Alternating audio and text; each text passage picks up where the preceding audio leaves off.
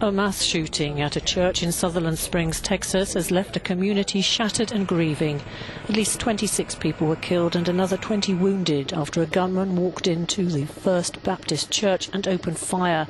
The attack happened at around 11:30 local time when the church was full of worshippers. The victims range in age from 5 to 72 years old. Among the dead is the 14-year-old daughter of the church's pastor. You never think something like this is going to happen close to home, you know. These people in small communities, they leave their doors open at night, so they trust people.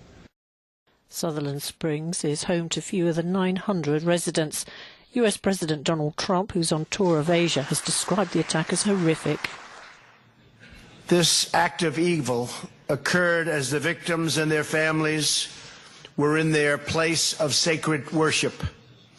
We cannot put into words the pain and grief we all feel, and through the tears and through the sadness, we stand strong, oh so strong. After the shooting, the gunman, who's been unofficially named as 26-year-old Devin Patrick Kelly, fled the scene in his vehicle, but not before a local reportedly shot at him with his own weapon. Soon afterwards, the suspect crashed his car and was found dead inside with a cache of weapons.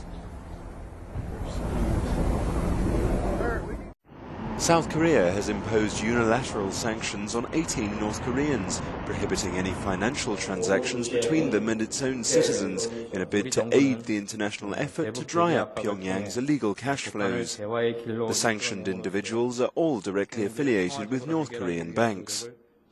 We expect this to encourage people to avoid problematic transactions with North Korea and pay close attention to North Korea-related transactions in general, so that it will contribute to blocking North Korea's main sources of foreign exchange and its developing of weapons of mass destruction.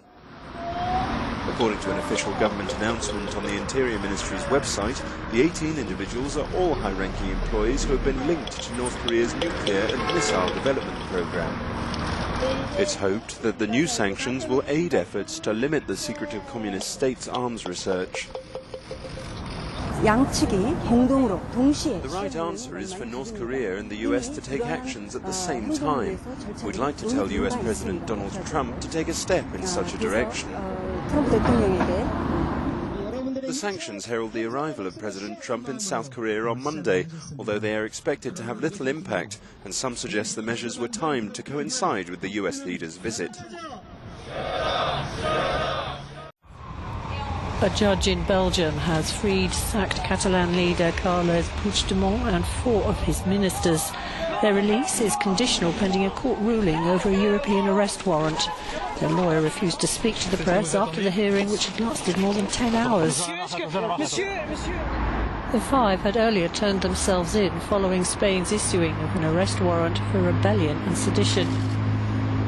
All are wanted by the government in Madrid for actions related to the push for Catalonian independence from Spain. Puigdemont arrived in Belgium shortly after Madrid, sacked Catalonia's regional government and parliament, and imposed direct rule.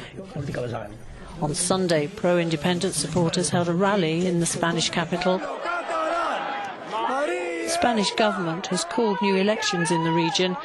Latest opinion polls suggest pro-independence parties will together win December's vote, although they may fall just short of a majority of seats in Parliament needed to revive the secession campaign.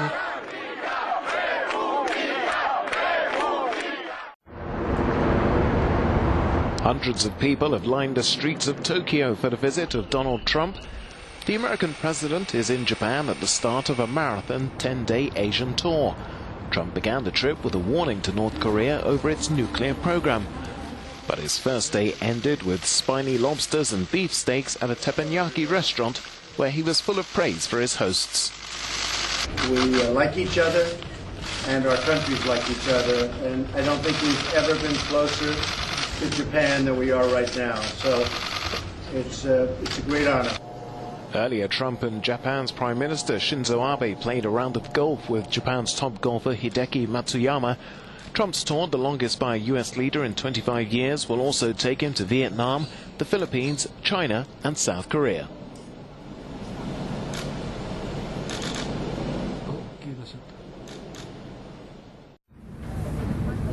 The bodies of 23 people have been recovered by a European operation in the Mediterranean Sea near Libya.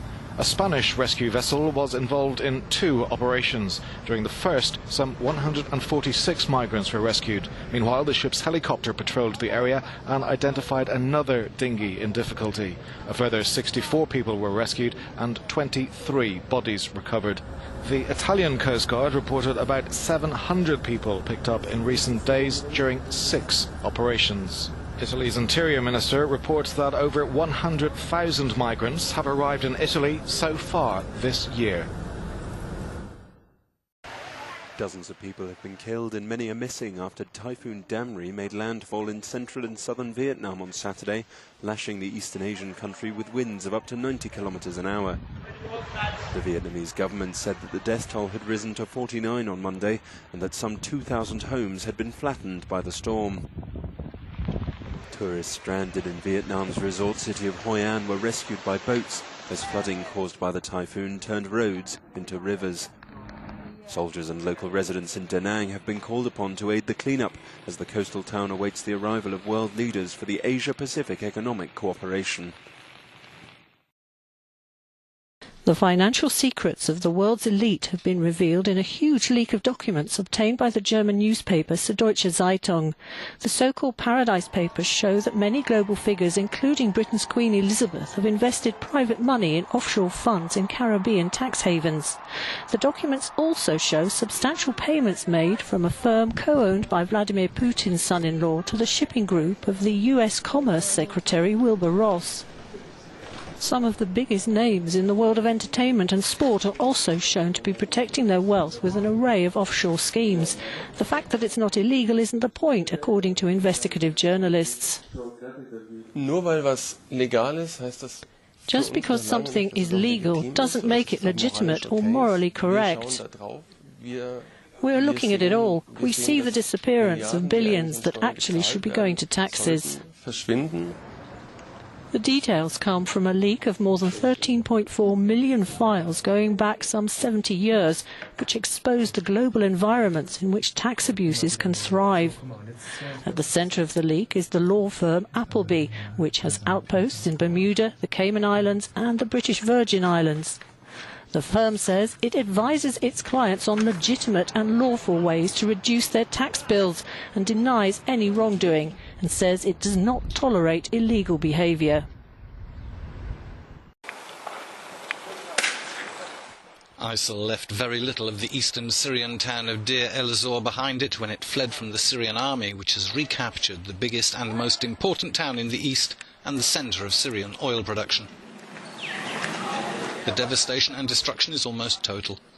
Thousands of homes and apartments have been damaged, the old souk has been looted and destroyed, and many ancient landmarks have been reduced to rubble. The pitched battle for the town and the vicious street fighting needed to root out the last Islamic militants means rebuilding could take decades.